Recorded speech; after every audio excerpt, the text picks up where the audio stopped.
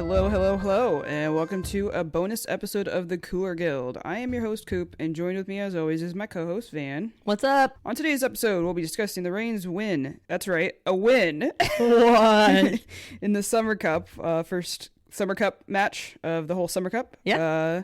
And that marks their first win since May the 3rd. It's been a long time it's coming. Been quite the journey. We'll also be going into some other happenings, the WOSO world. Yeah, but we got some housekeeping to take care of. The Cooler Guild is part of the Sounder at Heart podcast network. You can either listen to us on the public feed, or if you're a Sounder at Heart subscriber, on the private unified feed with the other podcasts on the network. If you'd like to become a subscriber, just visit our page at sounderatheart.com/the Cooler Guild. New subscribers get 10% off the normal rate, and you'll help support everything we're doing. That's right. Second episode under Sounder at Heart. Loving it. Stoked. Loving we're definitely seeing a little bit of a boost already. Yeah. And just having, being in that world of these wonderful people is great and so informative. I feel like that's, knowledge that I, desperately, appreciate and need. I'd also like to mention something else right now, and that is that we're recording together in the same room for the first time. Yeah, hopefully it doesn't sound like shit. Because we're also set up with, what do you call it? What do you call this thing? I don't even know what it's called. But we've got something, our mics are plugged in. We're not using our usual stuff. I'm acting like a tech expert. If you want to hire me later for, you got, a karaoke party, hit me up if this turns out well. If it doesn't, Van did it.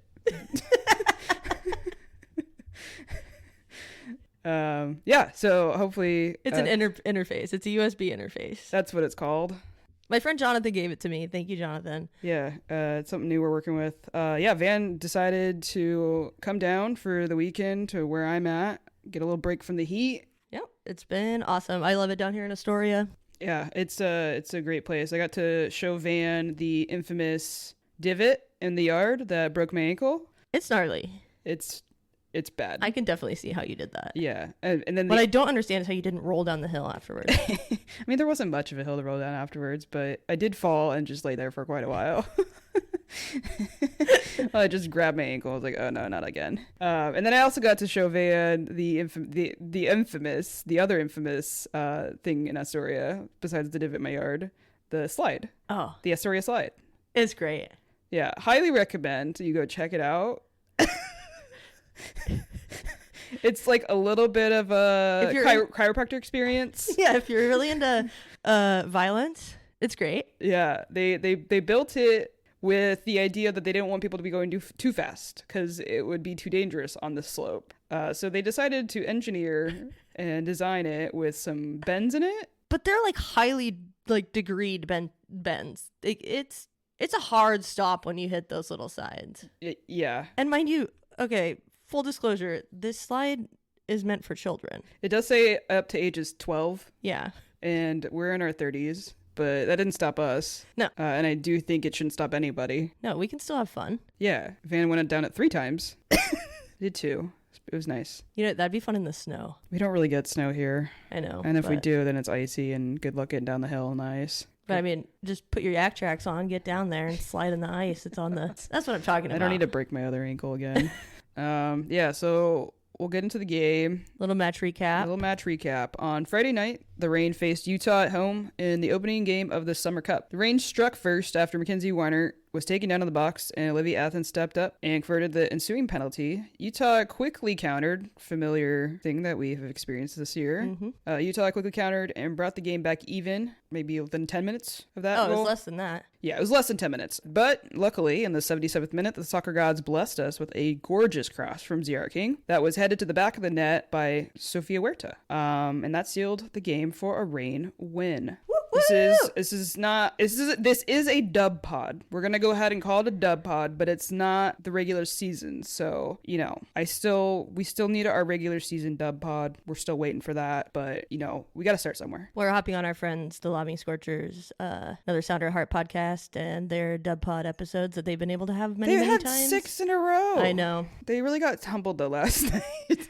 We got to unfortunately watch that together. Yeah. So getting into maybe a little bit of started the game. Finally a win. Attendance, not that great. No, awful. Absolutely awful. But the way that they set up buying tickets, so they only had those like 3 sections. Which they had changed that later. Before they had more open. They changed it just because they wanted it to feel a little bit more compacted, not spread out, because that would obviously make the experience maybe a little bit worse. Yeah, they only had those middle sections on the east side of the stadium open, and then the supporter section.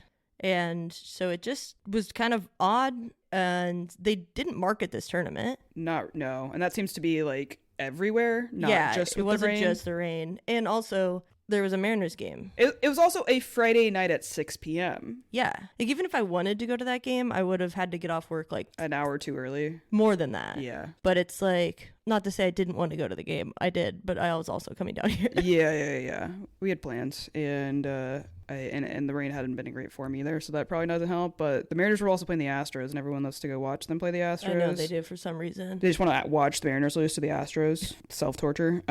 Yeah, so that wasn't great. They had final attendance numbers 2,704. Yeah, I mean, you're also missing all your international players, so that's definitely got to be part of maybe people like, should we go or should we not go? Yeah. Well, everyone's gone because they're going to the Olympics. Yeah, it's kind of an inconsequential, Mm-hmm.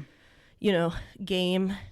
And they just played Utah, so it's not like it was something new, really. But yeah. Yes, it's the second time in 3 weeks. Yeah. But a very notable moment for us here and our campaign for Sam Meza to play. Dun, dun, dun, dun, dun. She got playing time. How'd she look?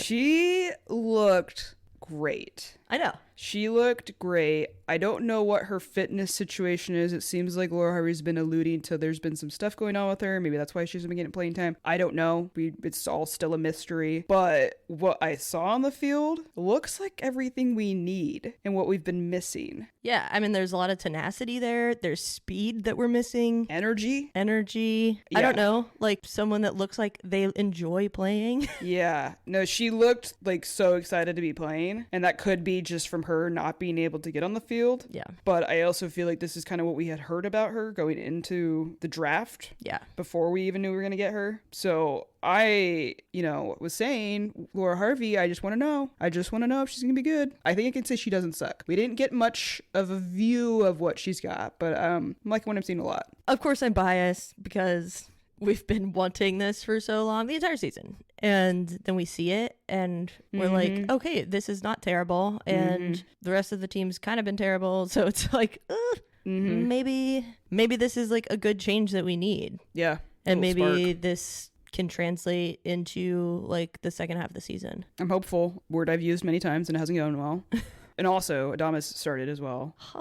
Something we also advocate for. And to be fair, I think Laura Harvey is trying to make sure she doesn't get burnt out. Yeah. And I think that's something that is respectable, and I don't, want to push on that too much, like as far as she should be playing more, because we've seen what happens to players. We're seeing what happens to players like Kristen Press and Tobin Heath and all these, national team players who are having issues with their bodies, like at this age where they should still be able to play, I would think, and that they're just having to deal with chronic pain issues. Yeah. And I don't want to see that with these young players that are getting pushed into the league so young. Yeah, getting pushed into the league, as well as, we don't always pay attention to what's going on in the background with like their youth national team stuff.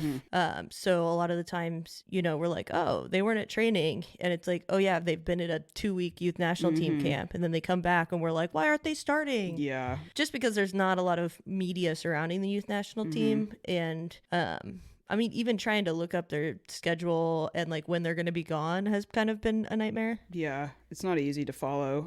Yeah, I mean, I get it. And I hope that, Laura Harvey in general, I feel like is pretty good about like protecting players when it comes to playing time. Yeah. A little bit more conservative on that end. Which is probably a good thing for the long term of their especially their the careers. Young players. Yeah, because it seems like this is like an investment situation. Right? We're bringing these players in not because we think they're going to be impact players right away. They definitely have glimpses of being able to do that, but we're not expecting them to be Megan Rapinoe right away. Exactly. And, with Adamas, the 2 youth players that we recently signed, they played with her on the youth national team system. Yeah, and everyone they're like, it's kind of interesting to see this like early like star. We don't know for sure if they're going to be stars, but it seems like they are in theory maybe what the future is of the national team. Yeah. Perhaps. We don't know what the national team's going to look like. Could it be these 3 players? Maybe. That's like the hope, I think, is that we're going to take them in early, develop them, and hopefully get their careers just going. Yeah, and have them in a training environment that helps them get better. Yeah. I think that's kind of the hope with these like younger youth signings that are, skipping college at this point to sign these professional contracts is to get them into these competitive experienced training environments. Yeah. Where they're not just going off to college and playing, with other college kids, and they're, learning under the Just Fish locks, they're getting that kind of training environment and that mentorship, which I think is kind of the idea of this. Ainsley McCammon got a few minutes. Yeah. So that, I think, tells you kind of how serious they're taking these players. I know it's the Summer Cup and we knew that we were likely going to see these young players, but I do think that that's kind of something that tells us that Laura Harvey is serious about these signings. These weren't just signings on a whim. No, and they had trained with the Rain when they were here a couple weeks ago for the ECNL championship. Okay. And so there obviously was a lot more going into this than just like we were like, oh my God, we signed 2 youth players. It pops up, and then 2 days later they're in the game. They're on the roster. And so I think that's cool to see. I think that confidence in them is really nice from Laura Harvey, because sometimes, as we've seen, she can be kind of reserved about adding people in. And granted, again, this is the Summer Cup. I think that's a nice nod to her confidence in these players. And she mentioned that Bug was probably going to get playing time in the next game. McCammon, and you had looked this up. I didn't clock it and remember immediately, but McCammon is signed through 2028. That to me says everything about we're taking this player and we're going to develop the shit out of her if we can. Yeah. So, very cool. So, aside from the young signings, the rest of the game, what we got? Honestly, still not good enough. the goal we gave up, I was like, that's the same shit we've been doing. Yeah, it's pretty crazy, because even with, it's something must be in the DNA of this team, but the back line somehow always gets so pulled to one side. So in your back 4, right, the right winger gets beat over the top, Ryan Brown, and then Weiner has to slide in, Lester has to slide in, and then your left wing back, or left back, is also sliding in, and so you've got an overload, and your center mids are not kind of coming back to help with that, and the organization just looks bad. And so you've got probably their right wing just wide open on the other side, which isn't really a huge problem right away. But when you're getting a shot off and it's deflecting out and it goes to that player that's wide open, because yeah, and that's the same. That was the same type of goal we've been giving up all season. Yeah, it's an incredible pattern. I'm no coach, but when I notice something,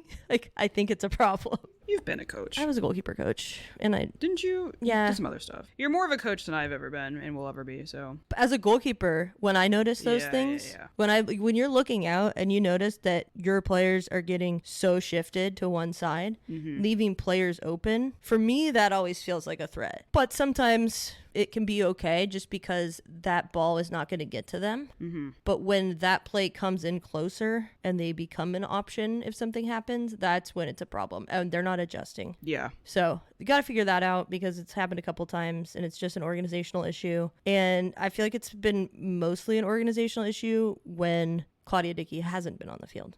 Yes, we've seen it more when she's not on the field, but we do see it at times when she is. So, which is, to me, I guess I'm just I always thought maybe Alana Cook was having a bad year. This is part of a larger problem, and it maybe isn't just her. I mean, I know she's had lapses and all that stuff, but I think it's kind of a big picture. Maybe I don't need to be as worried about her. I just need to be worried about the entire entire back line not doing where they're supposed to be, where they're supposed to be, and all that stuff. So fingers crossed we can figure it out, and then we get Alana Cook back to where she is, because we need someone like her to be playing at her best. I don't know. Lester had a really good game. Oh, yeah.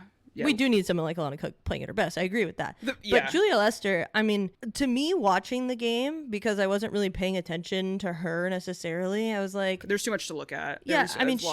She was, to me, played fine in the game. But looking back on it, great game from her. Great game. And Laura Harvey said that, and then I was like, okay, I need to go reassess and really look at what she's done. Yeah. Numbers are crazy. Yeah. Numbers are crazy. let's pull some of the stats up for Leicester. Where did I put them? Yeah, she Scratch played for that. Louisville. It's her first game for the Reign. First game for the Reign, which is crazy because we did like go out and acquire her, right? And we hadn't seen her, and I was just like, well, why do we go get her if we're not playing her at all? I kind of even forgot that we got her because like literally she just hasn't been anywhere. And she had the second most touches for the Reign. McLaren was number 1, so no shock there. Leicester had the number 1 most completed passes for the team, 45. That's great. And not only that, but her pass percentage completion, 81.8%. That's so, like, that's just like... From a center back. Yeah, and that's exactly what you need. Someone who's doing their job. And also, if you're passing that well, that means you're helping out the attack. And helping that build up. Well, she played a couple of balls that were very reminiscent to things that I've seen other teams be really successful at in this NWSL season, which is that center back kind of pushing up with the ball and then playing that really threaded pass through or that ball over the top into space. Yes. We need that. We've seen that Cook do that when she's playing really well. Yeah, and that's something that I always think, especially in a team that is having trouble breaking into that final third, is something that can be really valuable. Yeah, definitely. I think we've been kind of seeing a rotation with center backs, and Lou Barnes was out again. And we also, like, long term, we're still figuring out what we're going to do about replacing Lou Barnes. We don't know when she's going to retire, but it's definitely approaching, I assume. So is Leicester maybe somebody we can put in the mix now? Maybe. I don't know. They've got a thing for Shea Holmes that I don't understand. I like Shea Holmes. I think the center back situation is a situation, and we don't have like an obvious choice of people back there of like these are the two you'd always choose. Yeah. Because as much as I love Lou Barnes and she still has great games, she's lost speed, obviously. So that's not great. I just have a hard time with Shea Holmes because we haven't really seen her play that well. Not well enough, not better than any other center back we've seen in there. And I also have a hard time with it because she was a UW player. I know Leslie Gallamore's affinity for UW players. Yeah, you can and see I don't want, like, I really don't think that should cloud the decisions. Right. Yeah. You should just be playing just because your GM, like, you coached at your school for 100 years. Yeah, 100 years. The exact number. It was a long time. It was. Yeah, that's fair. And I mean, you can see we've got UW all over our team, which isn't. And what's that doing for us? Which, yeah, I would say it's not really a bad thing. They're not a Power 5 school. I don't know why. That's the thing. I'm just like, what has UW done that warrants this? Nothing. Recently. Absolutely nothing. Yeah, recently not much. I don't know. Like, we got Olo out of UW. I think that was a great signing, but like elite? No. Solid. Yes, definitely solid. But yeah, it's I don't think UW needs to be treated like it's I don't know. Like these players are coming from Barcelona. Yeah. That's how it feels sometimes. Sometimes, yeah. I get that for sure. Well, good news is some good news. To get the win. So we got a win in a way when we weren't playing well, which is the kind of thing you want to see. You want to get wins in ways where you don't look great. Right, and that's kind of where we've ended up tying games. Yes, 100%. And we've even lost games where we look good. Yeah. So, you know, they did what they needed to do. That brings us to being unbeaten. Was it 5 games now? Yeah. Which started June 16th against the Thorns, and that was the 0-0 draw. And then, if anyone remembers, we got completely thrashed by the Thorns earlier in the season. So the fact that our unbeaten streak started against the Thorns after we got our asses kicked by them is a good sign. That means we're learning. I don't know if we're going to the next level, but we are learning. That's a positive, I would say, or like somewhere in the middle of positive, negative. Yeah, like, I mean, it's tough when you have to have your right back win the games for you with goals. Yeah, which she hadn't scored. Huerta hadn't scored. What did you find out? That she hadn't scored since that was her first 2018 first goal since 2018. So yeah, in all competitions. So I don't think we're looking at Huerta and being like, oh yeah, she's gonna get on the board. But I mean, that's something we talked about Huerta in the beginning of the season, about just really wanting her to get that spark back, you know, maybe get those national team looks. And it just kind of seemed uninspired in the beginning. But like, it feels like every other every game now, like we're seeing a little bit more fire from her. Yeah. And I'm into that. And I hope it continues. Yeah, I think the team and players are trying to work through this, not being able to find wins and all that stuff. I think they're Well, that's how you do it. Yeah, they're earnest in when they say like this is not good enough and we want to do better and we believe that we can. Yeah. So, good for her for getting on that. And also that cross from King. Ooh. I know, she juked that defender. This is what I'm talking about. This is what this is a thing that I think makes King a dynamic player. It's just one reason or another, we don't have somebody in the ends of them, or maybe she doesn't get her shot off as well as it could. But her play in the box is like, I think something we need to tap into more, and other players need to be ready for it more. Because like the fact that Huerta was the one who was ready for it, it's just like, and she was literally like in the far post. And she was looking for it. And the post-game presser, she was talking about like, I know when I see Z a one-on-one with a defender, like I know she's gonna find a way to get a cross in, and I just need to be ready.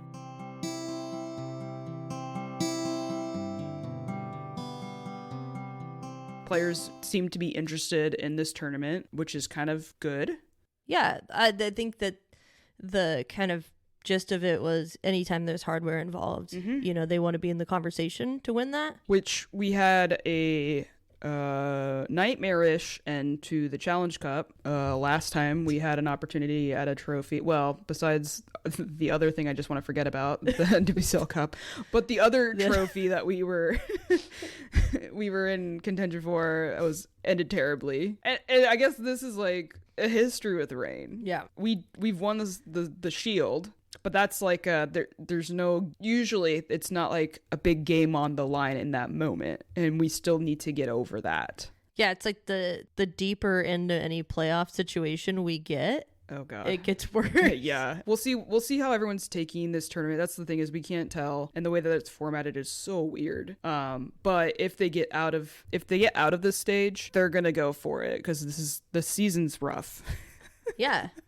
Season's rough. They need something to fight for and to prove that this isn't a wash. The season isn't a total wash. Yeah, I think that too. I worry about how conservative Laura Harvey will be about it. This is supposed to be just fun. That's the thing, is to me, is I don't want her to take it too seriously, because I do think this thing's supposed to be fun, and I think the more fun they're having with it, the more success they might have. Yeah, it's a time for players to get minutes, crucial minutes within a tournament that has a lot of the same players that you're going to be playing in the regular season, but just without the consequences of points that matter for the rest of the year. I think it could be one of those things where if they keep going, if somehow they're able to get the trophy, that could be the thing that, especially since like in theory we're going to be signing somebody this summer. In theory, no.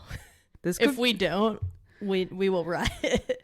If we get this trophy, if we get a signing, this is maybe the one thing I can see as having a path towards the playoffs. Yeah. But that's a big if. It's a big ask. I don't think this tournament's going to be easy to win by any means. Not at all. This game was close. We didn't look spectacular. No. And it was another toilet bowl.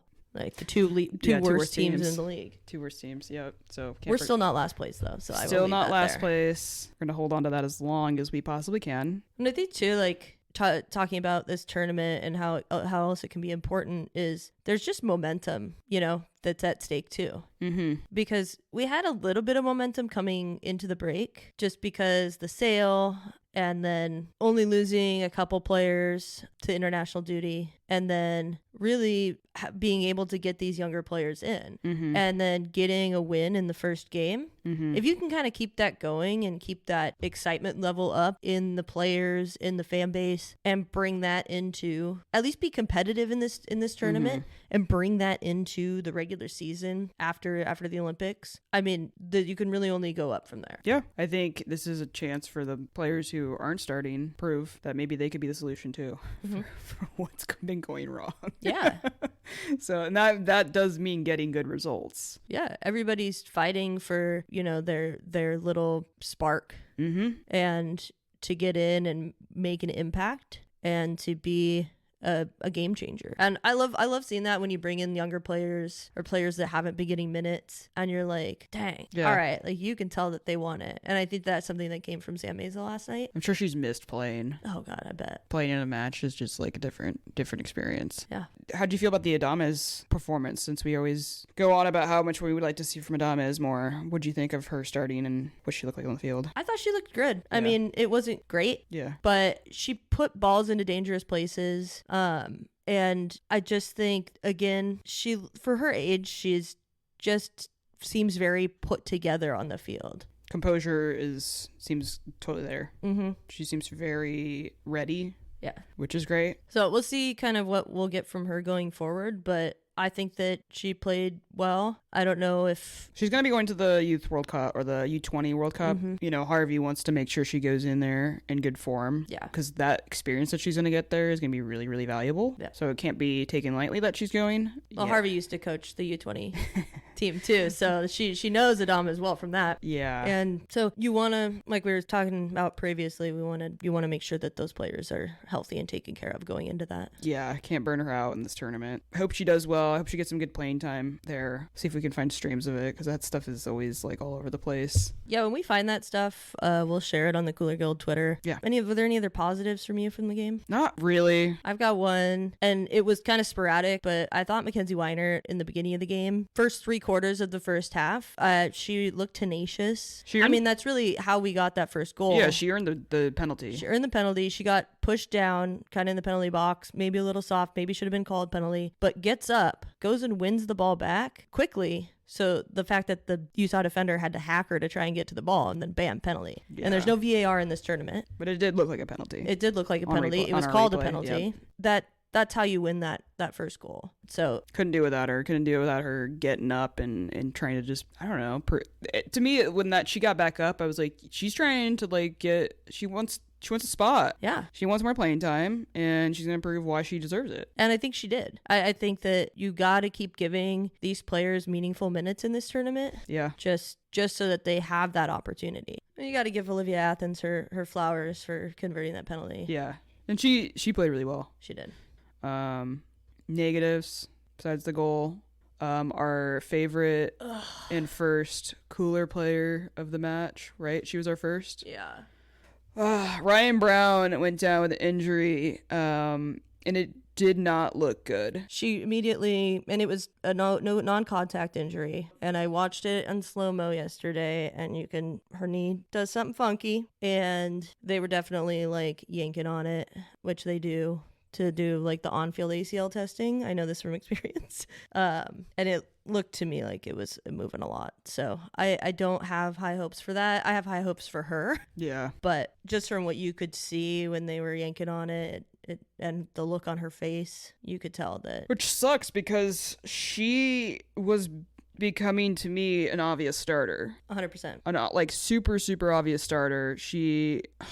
I mean, I think that's obviously any player would be emotional after something like that, because everyone just watches it everywhere in the league and in the sport. But I feel like you could tell with her reaction, it's just like, fuck, like. She fought so hard to be in this position. Yeah. And to be getting these minutes and like this kind of recognition finally. And then for this to happen, I'm heartbroken for her. Yeah. I'm heartbroken for her. I hope it's nothing crazy, but man, I don't know. I hope for her sake that it's nothing serious. It didn't look good. I think it's going to be serious. We're just being speculative, but speculative in a way that we've been watching tragic knee injuries plague this sport. Since I did mine. Yeah, fellow victim. Thoughts to her. Well wishes. Really, really, really bummed out for her. Ryan, if you want to do something in recovery, you're welcome to come on the show. Yeah, always. We'd love to especially have you. For our first Cooler Player of the Match of our podcast. Yeah. That'd be super cool. We are fans, so big fans. Wish you well. We do. Anything else you want to cover from the match? It was a win. It was a win. It was really exciting. I was so excited. I was thrilled. And then the next morning I was like, oh man, it wasn't even an NWSL game. I know. I was like, we're gonna need a dub pod, but I still want the real one from Yeah, we're still waiting on Laura Harvey's 100th win. We don't get to knock that off still. We're also still waiting for Huerta's assist stuff, although I think Bethune's gonna honestly beat that record. Yeah, but pretty quickly. You'd like to have for it to have it at some point. I remember saying, like, I think we're just gonna have that for a long time, but then I remembered, Corey Bethune exists now, and I'm not mad about it, but I'm like, she's clearly gonna be doing well for a long time, I think. So if she stays in the league. That's true. Does she want to go elsewhere? Maybe. Also, she's with Michelle Kang, the person who wants to wheel and deal, I'm sure, going forward. Yeah, post-match presser, Harvey talked about the new signings. We already touched on this a little bit, but it was kind of interesting to hear her say, like, we're serious about these signings. They want to develop players. It was kind of funny that they were talking about, like, wishing that we could have got Adamazin last year, because then she could have had a year with Megan Urbino. Yeah. And I'm like, fuck, this is like, I know Megan has talked about she never wants to coach, but like, could we just like not have her coach, but just like hang out? Can you consult? Just like, yeah. Just Isn't that what consulting is? Yeah, I think she would love to be a consultant. I just like think she has so much knowledge and like skill that she can pass on. And why wouldn't not go to the future of the Reign players? Yeah. I would love to figure out if there's any way to do that. I don't know. I mean, it seems like Megan Rapinoe is really enjoying life these days away from playing. So it might not happen anytime soon. She was at the WNBA All-Star match with shoving ice in Aubrey Plaza's and grinding up with Ellie. Oh, Ellie the Elephant, yeah. Big fan of Ellie. So I don't know if that's going to be in the cards, but I thought too with this presser, I thought it was a really good kind of insight into when Harvey was talking about with this long time investment in these youth players, that a lot of it she feels confident in because of the Sounders being on board and the new resources that the club has access to, just to give these players everything that they need for these years to come. Yeah. And so that long time investment is made easier because you've got a long time commitment with your owners. Yeah. Yeah, I think that's big. It did seem like this is one of those things where we know the Reign don't usually take the draft seriously. Plus, you do have to rely on having those high picks. I think this is a way around that. Yeah, and I think that we're gonna get high picks in the next draft. Maybe both. Why not everything? Let's do all. Suck and get high draft picks, and also just pick up anyone that might be a high draft pick later if we didn't scoop them up now. We put out a note, and if anyone will probably do this going forward, but we put out a tweet, like if anyone has questions or notes on the matches, we would love to cover it in the episode. We got our first one from the first and only. Well, don't tell people it's only. We're gonna pretend like we have. They can go on Twitter and look it up. We themselves. have so many. This is the only one we had time to get to. Demand is high for us and our insight. From @thespicycurry. Should Sam Meza have played before tonight? Like maybe in every game, she's incredible! ! Yeah. Yeah. If she could. If she was able to, yeah. Yeah, totally. We don't know if she was, but yeah, I think we covered why.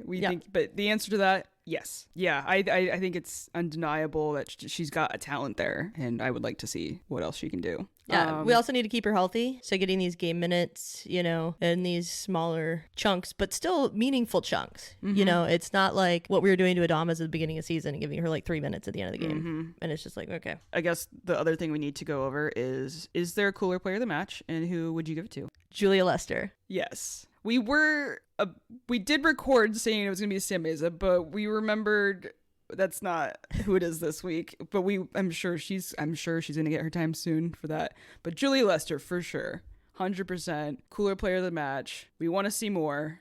Yeah, I think that's maybe sometimes where we're at when we give these out. Is it's more of giving credit to players that maybe don't always get that credit. I do think that Laura Harvey was very impressed with her and made sure that she knew that, but that doesn't mean she's going to get into the starting lineup immediately when things return. Right. So we're going to be here and pushing that. Well, and I think that she's probably going to get a good amount of time in this tournament.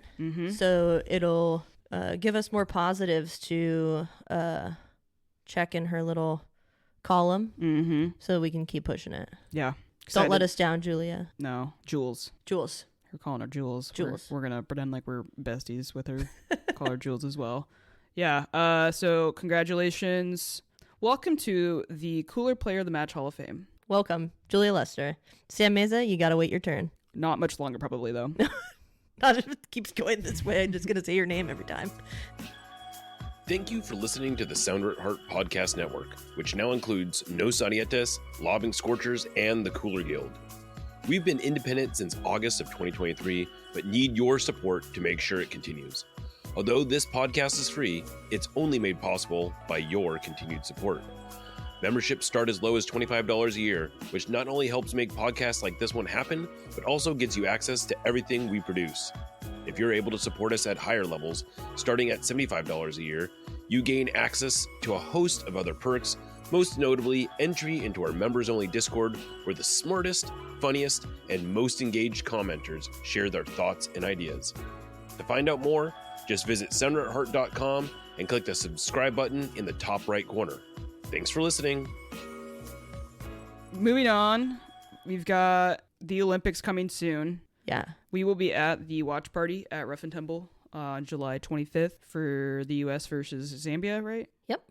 So we'll be there. You can meet us in person. Yeah, we'll have a few little sticker decals to give out too. So if you want to snag one of those and we're one of our listeners, please do. It's our first merch. Not super big. I wanted to make sure that they weren't taking up your entire laptop or whatever you put them on. They're really nice though. Yeah, that watch party's at Rough and Tumble. The rain pushed it in there. Thing we can share that on the Cooler Guild Twitter. We will be there in person. Yeah, and I don't know if we covered this at all, but some news with the Olympic roster for the U.S. Women's National Team. Macario will no longer be taking part because of some knee issues once again, which is kind of just, I feel so bad for her because this has been like, she should be right now like in the prime of her fucking like career from what we've seen from her. The ceiling is so high for her. And it's been over 2 years. And they bring in Lynn Williams, who was an alternate, onto the, Olympic roster. I don't see how it's not like for like. No, not at all. Which we didn't, to be fair, we didn't have anyone like for Macario. There's no one like her. Yeah, exactly. But Lynn Williams, I'm not hyped about it. What do you think of the friendlies that we did going into? Okay, so first of all, because we did want to talk about this, we didn't make notes about this, but I will say I didn't need to make notes about it because it was like watching the rain. Oh God, it was so. I mean, I would say it was a faster pace rain version. Yeah, for sure. But like, just more opportunities on goal. Yeah, chances, yes, but not really doing a lot with them. No. Not really doing much with them. It was really a whole lot of nothing. It was listless. It looked uninspired. And it really, when we were at USLW playoffs, I had this saying that was like keeping me together, which was cautious optimism. And I think I might just play into the thought that maybe Emma Hayes was just screwing with everything to see what she could do. And then she's got a plan, maybe. Got a plan. This is my cautious optimism. Yeah. My realism is, the fuck? Yeah. Like, that was awful. Anytime Rose wasn't on the field, looked like shit. Yeah. And you're bringing Dunn on and then you're just throwing her in the back? To me, it was just like, you listed her as a forward. Yeah. For what? Are you gaslighting us? Like, what is this? Yeah, it was pretty odd. Definitely odd. Lindsay Horan doesn't look... I mean, I know I have my own feelings about Lindsay Horan, and that sometimes does play into my criticisms of her. But I feel like if Rose Lavelle isn't on the field with her, she doesn't bring a lot. And she kind of falls down a lot. She's always trying to draw fouls, which isn't always a bad thing. I do think that there's a time and place for that, and a match that is very well suited for. But sometimes you just got to get up, or you got to stay up and keep going, and keep the ball moving. Look up the field. Which I thought was really interesting because since she went to Lyon, like, that's been a lot better. Like, she used to do that all the time, and it was a constant complaint between the two of us when we would talk about U.S. Women's National Team games, even Thorne's games when she was back there. And then she went to Lyon, and like every time she would come back, it would seem like, oh, like she's kind of getting it together. And then now it's back like to her old ways. It's back to her old ways. There just wasn't a lot going on, and I just and she had a little bit of like there was a clip that someone had posted of it, but she was like mad that someone didn't pass her the ball at the back post or something like that, and she just kind of threw her hands up and was like super annoyed. And it's like, well, have you proven that you're gonna like sink these in every single freaking time? Because like you haven't. And also, you're the captain. Why are you over there kind of... I wouldn't say she was throwing a tantrum. That wasn't what it was. But, like, I feel like the play wasn't to her, but it was to try to get somebody else. Like, I feel like you can, like, clap that up, or, like, it didn't work out, and, like, maybe next time. But she was really, really upset about that play. Yeah, I think that's... It might be, like, projection frustration. Oh, for sure. And so I wouldn't... Yeah. I just feel like I feel like it's infantilizing to call it a tantrum. No, I don't think it was a tantrum. I just think that as a captain, that's where my frustration lies, is that, like, I wouldn't want to see her doing that. Yeah. I don't know. I think that's one of those things that people can pick out and try and pick apart. And I just think it's whether her frustration might be with the current situation, the scoreline of the game, or her own performance. That's probably what came out, and I am reserved to call it anything else at this point, because that's, you know, players blow up, players That's why they're professional athletes. You can't do that without the fire. And yeah, like, and those players should want the ball, and that's true. That's kind of the idea behind it. So I wouldn't pick it apart that much. I mean, I would have been very frustrated in that game if I was also unproductive. So hell yeah, I might have done that. As a competitive person, and these are professional athletes, I think that, you know, men do this all the time. It's true. You ever watch the Premier League? Did you watch the Euros? Did you watch a fucking baby? Copa America? They're all babies. And so when our player does this one time, like, I don't think it's anything to really pick apart at this point or overanalyze. Yeah, that's totally fair. Yeah, I don't feel great going into the Olympics. Cautious optimism. I don't even know if I'm that. And I would say just because I follow the rain so much that I see what played out, and if that is the plan, I don't think it's gonna work. Yeah. At least not right now. Like, this soon going into it, I don't think that's not what I wanted to see. The draw, like, you getting a draw there, a win and a draw, I don't know. And the win wasn't huge. No. So I think a lot of this, because the second match, Rose wasn't available. I think too, we have to think about this is Hayes hasn't been in charge for that long. Yeah. Oh yeah. So this experimentation could be a part of the plan.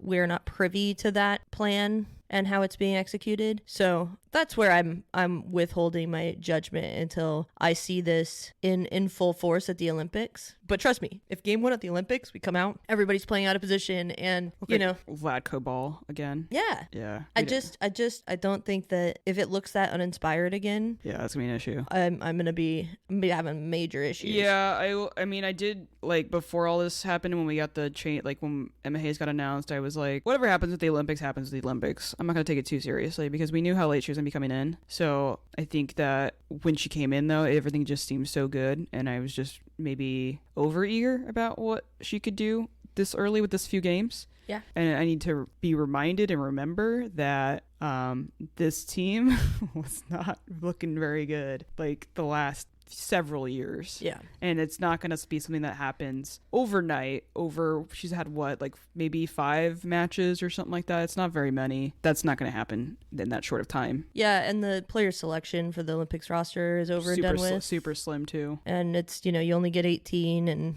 I could argue that there are some players that deserve to be on that aren't. You know, and Macario being gone, it's kind of, the Olympics are an interesting tournament. They need to expand that roster. I mean, they might, just because of injuries. I don't think it's ever going to be any more with the ones that are actually part of the roster. They might add more alternates, I would think, but who knows? They're kind of stingy with that stuff, and I think that's part of the Olympic draw, is that, like, it is only supposed to be so many people.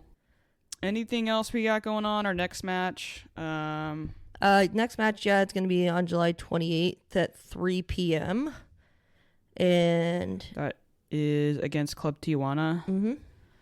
And that will be in Seattle again. So if you want to go watch the rain and go maybe see Sam Meza, for instance. Yeah. Wow. And if you want to go see the cooler player of the match, Lester might also be on the field. I would guess should probably be on the field. So that's exciting. You can go watch that. 3 p.m. Sunday. Yep, 3 p.m. Sunday, the 28th at Lumen. Yeah, go check it out. If you want to watch the game, it'll be on Paramount Plus and NWSL Plus. No clue what to expect from that. Interested to see what we look like against the Liga MX team. Yeah. That'll be fun. We did want to give a couple special shout outs. We got, drum roll please, Our first paid subscriber. Hey! And Woohoo! so our first paid subscriber, it might be some relation. It's my dad. Shout out Dennis Crisp. Yeah, we've got a link. So if you do, we did mention at the beginning of the show, but there is like a special link, so that if you sign up for Sounder at Heart, we'll kind of get a cut of that, and so we can put that back into the show and all that. That's all we do with it, for now, unless we start, making millions off of this. Then I can't promise anything where that money goes. But yeah, so thank you, Dennis. Shout out Matt for sending us an email. Yeah, we finally got our first email. He is a Latsko Adamas stan, and we love that. Yeah. Always big fans of those. So thanks for that. Kind words. Appreciate it. And our locations are just, our listener locations, we're everywhere. we're everywhere. We're all over the Seattle area, obviously. Mm-hmm. We got Snoqualmie. We got Gig Harbor. We're international too. Yeah. Norway. Brazil. Germany. Frankfurt, Germany. Yeah. Frankfurt, Germany. Shout out to you. We've also had a pretty steady... There's someone out in South Dakota who's been a loyal listener. So shout out to you. Unless you're on a VPN and we don't know. Yep. You could just be pretending you're in South Dakota and you're not. So in which case, never mind. But yeah, that's I think that's pretty much all we got for this episode. After the Olympics and the next rain game, we'll probably queue up a new bonus episode. Thanks for everybody who's been listening and following so far. You can always follow us on Twitter, Cooler Guild Pod. Email us. Love emails. All one of them that we've gotten. Email is thecoolerguild@gmail.com. And again, that link, if you want to go and subscribe, there you can always subscribe for free to Sounder at Heart too. You don't have to pay. It's just those paid memberships help kind of fund everything. Website for us, sounderatheart.com/thecoolerguild. It's always helpful if wherever you're listening to this, give 5-star ratings. Rate, review, subscribe. We appreciate all of you. Yeah. Till next time. I'm Coop. I'm Van. Let's hope for another dub pod. Fingers crossed. Fingers crossed. Bye. Bye.